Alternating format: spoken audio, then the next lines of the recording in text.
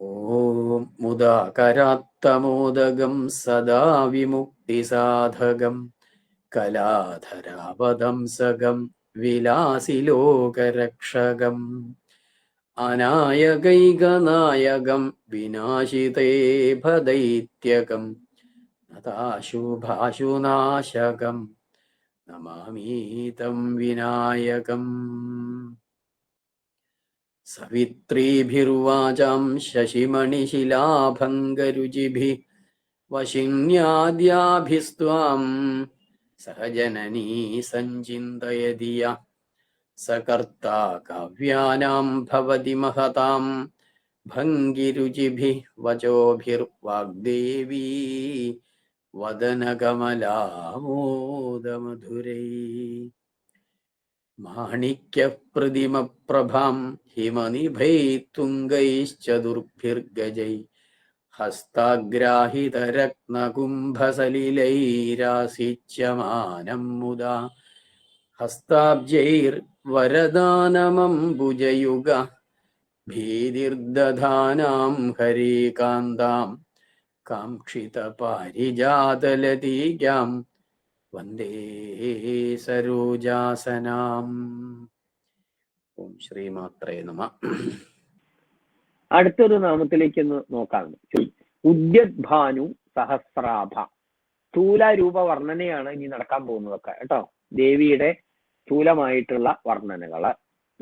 സ്ഥൂലം എന്ന് പറഞ്ഞാൽ എന്താ? നമുക്ക് അതായത് കണ്ണുകൾ കൊണ്ട് കാണാവുന്നത്, കാതുകൾ കൊണ്ട് കേൾക്കാവുന്നത്, നമ്മളെ നാസിക കൊണ്ടൊക്കെ രസിക്കാവുന്നത് അല്ലെ? പഞ്ചേന്ദ്രിയങ്ങൾ കൊണ്ട് അനുഭൂതമാണ് സ്ഥൂലമായിട്ടുള്ള ആരാധന എന്ന് പറയും അല്ലെ? അമ്പലത്തിൽ പോയ ആ വിഗ്രഹം നമ്മളെ കണ്ണുകൾ കൊണ്ട് കണ്ടൂടെ?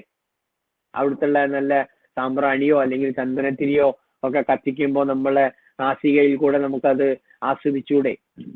ചെവികളിൽ കൂടെ മന്ത്രങ്ങളൊക്കെ കേട്ടൂടെ? നാക്കുകൊണ്ട് നമുക്ക് അവിടുത്തെ തീർത്ഥമോ പ്രസാദമോ ഒക്കെ രുചിച്ചൂടെ? അല്ലെങ്കിൽ നാക്കുകൊണ്ട് നമുക്ക് മന്ത്രങ്ങളൊക്കെ ചൊല്ലിക്കൂടെ? ഇപ്പോ പഞ്ചേന്ദ്രിയങ്ങളെ കൊണ്ട് അനുഭൂതമാണ്, സ്ഥൂലമാണ്, വലിയ രൂപമാണ് എന്നൊക്കെ അർത്ഥം സ്ഥൂലമായിട്ടുള്ള. ഇനി സ്ഥൂല രൂപമായിട്ടുള്ള മനുഷ്യനെ പോലെ എന്താ കരചരണാദികളും വികാര വിചാരങ്ങളോടും കൂടിയൊക്കെയുള്ള വർണ്ണനകളെ പൊതുവെ സ്ഥൂല രൂപ വർണ്ണന എന്ന് പറയാറുണ്ട്. ആരാധനയ്ക്ക് 5 ഭാവങ്ങളുണ്ട്, അല്ലെങ്കിൽ 5 പടികളുണ്ട് എന്നൊക്കെ പറയാറുണ്ട്. സ്ഥൂലം, സൂക്ഷ്മം, സൂക്ഷ്മതരം, സൂക്ഷ്മതമം, ശുദ്ധ ബ്രഹ്മം. ഇങ്ങനെ 5 വിധത്തില് ആരാധിക്കാം. നമ്മൾ സ്ഥൂല രൂപ വർണ്ണനയിലേക്കാണ് ഇനിയുള്ള ഒരു 50ഓളം നാമങ്ങളിലൂടെ നമ്മൾ നോക്കുന്നത്. സ്ഥൂലമായ വർണ്ണന. നമ്മളിപ്പോ എന്തിയൊക്കെ തന്നെ അല്ലേ, നമ്മൾ പൊട്ട് വെച്ചു, അതേമാതിരി ദേവിക്കും പൊട്ടുണ്ടായി, പൊട്ട് വയ്ക്കുന്നത്. അപ്പൊ നമ്മളെ കണ്ണുകൊള്ളത് കാണാം.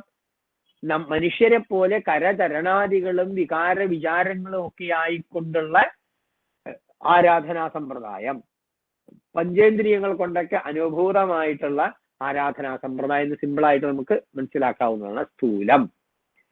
ഉദ്യദ്ഭാനു സഹസ്രാഭ എന്നാണ്. ഉദ്യദ്ഭാനു, ഉദിച്ചു വരുന്ന, ഭാനു പറഞ്ഞ സൂര്യൻ. ഉദ്യദ്ഭാനു സഹസ്രാഭ, ആയിരക്കണക്കിന് ഉദിച്ചു വരുന്ന സൂര്യന്റെ, ബാലസൂര്യന്റെ ആഭയോടുകൂടിയവൾ, ശോഭയോടുകൂടിയവൾ എന്നർത്ഥം. മനസ്സിലാവുന്നുണ്ടോ? ഒരു സൂര്യന്റെ പവർ നോക്കുക. നമ്മളെ ലളിതാ സഹസ്രനാമത്തിലെ ധ്യാനത്തിൽ അരുണാം കരുണാതരാങ്കിതാക്ഷി എന്നൊക്കെ നമ്മൾ പഠിച്ചത്, സിന്ദൂരാരുണ അല്ലെ? അരുണവർണ്ണത്തിന് വലിയ പ്രാധാന്യമാണ്. അപ്പൊ ദേവിയെ ഉപാസിക്കുന്ന അരുണവർണ്ണത്തിലാണ്, നിറത്തിലാണ്. അങ്ങനെ വരുമ്പോ എന്താണ്?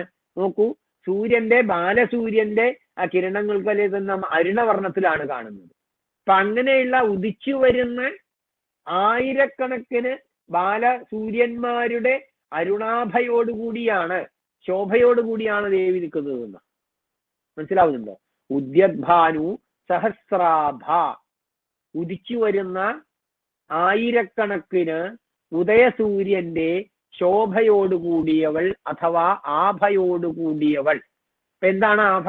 ശോഭ എന്ന് പറഞ്ഞാൽ അരുണ നിറത്തിലാണ് അല്ലേ? ഉദയസൂര്യനെ കാണുന്നതിന് അരുണ നിറമല്ലേ? അപ്പൊ ഇവിടെ അരുണാം കരുണാതരാങ്കിതാക്ഷി എന്നുള്ള ധ്യാന ശ്ലോകം ഓർക്കുക. സിന്ദൂര ആരുണ വിഗ്രഹം എന്ന് പറഞ്ഞു തുടങ്ങുന്നില്ല ധ്യാനമൊക്കെ ഒന്ന് ഓർക്കുക.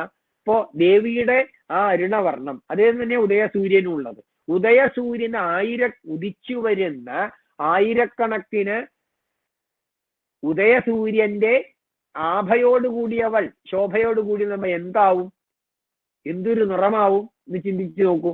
അതാണ് സ്ഥൂലരൂപ വർണ്ണയില്. നമ്മളൊക്കെ ഭ്രമിപ്പിക്കുന്ന അളവിലുള്ള വർണ്ണനകളാണ് വാഗ്ദേവതകള് ഈ ലളിതാ സഹസ്രനാമത്തിൽ ദേവിയെ കുറിച്ച് പറഞ്ഞിട്ടുള്ളത്. ഈ സ്ഥൂല രൂപ വർണ്ണനയൊക്കെ നമ്മളിലൊക്കെ ആത്മജ്ഞാനം നിറയുന്നത് വരെയുള്ളൂ. അപ്പൊ അടുത്ത ആരാധനാ സമ്പ്രദായത്തിലേക്ക് നമ്മൾ കടക്കും. കുറെ കഴിഞ്ഞാൽ ഈ സ്ഥൂലരൂപ വർണ്ണന കേട്ടൊക്കെ ആയി കഴിഞ്ഞാൽ നമ്മൾ അടുത്ത സോപാനത്തിലേക്ക്, അടുത്ത സ്റ്റെപ്പിലേക്ക് നമ്മൾ അറിയാണ്ട് കയറും. സൂക്ഷ്മമായിട്ടുള്ള ആരാധനയിലേക്ക് പോകും. ഇപ്പോ നമ്മൾക്കിപ്പോ ഒരു മന്ത്രം അറിഞ്ഞില്ലെങ്കിൽ അമ്പലത്തിലൊക്കെ പോയിട്ട് വെറുതെ ഒന്ന് തൊഴുക, ആ രൂപമൊക്കെ ഒന്ന് കണ്ടു തൊഴുക. കുറെ കഴിഞ്ഞാൽ നമുക്ക് തന്നെ ഓട്ടോമാറ്റിക് ആയിട്ട് തോന്നും മന്ത്രങ്ങളൊക്കെ ഒന്ന് പഠിച്ചാൽ കൊള്ളാൻ തോന്നും. അപ്പോ മന്ത്രോപാസനയാണ് സൂക്ഷ്മമായിട്ടുള്ള ആരാധന എന്ന് പറയുന്നത്. ദേവി ആരാധനാമൂർത്തിയെ മന്ത്രങ്ങളെ കൊണ്ടൊക്കെ നമ്മൾ ഉപാസിക്കുക എന്നുള്ളത്. അത് കഴിഞ്ഞാൽ സ്ഥൂലം സൂക്ഷ്മതരമായിട്ട് കാമകലാരൂപത്തില്, പിന്നെ അടുത്തൊരു ഭാഗം സൂക്ഷ്മതമമായിട്ട് എന്നാൽ കുണ്ടലിനി രൂപത്തിലൊക്കെ ആരാധിക്കല്, അത് കഴിഞ്ഞാല് ശുദ്ധ ബ്രഹ്മമായിട്ട്. അങ്ങനെ 5 പടികള് ആണ് സാധാരണയ്ക്ക് ആരാധനാ സമ്പ്രദായങ്ങൾ എന്ന് പറയുന്നത്. അപ്പൊ ഇവിടെ 50ഓളം നാമങ്ങള്, ഇനി വരുന്ന 50ഓളം നാമങ്ങൾ, ശ്രീമാതാ തുടങ്ങി 50ാമത്തെ നാമം വരെ ദേവിയുടെ സ്ഥൂല രൂപ വർണ്ണനയും ദേവിയുടെ അവതാരങ്ങളും അവതാര ലക്ഷ്യങ്ങളും ഒക്കെയാണ് സൂചിപ്പിക്കുന്നത്. അപ്പൊ ഇന്നത്തെ ക്ലാസ് നമുക്ക് ഇവിടെ പര്യവസാനിപ്പിക്കാം.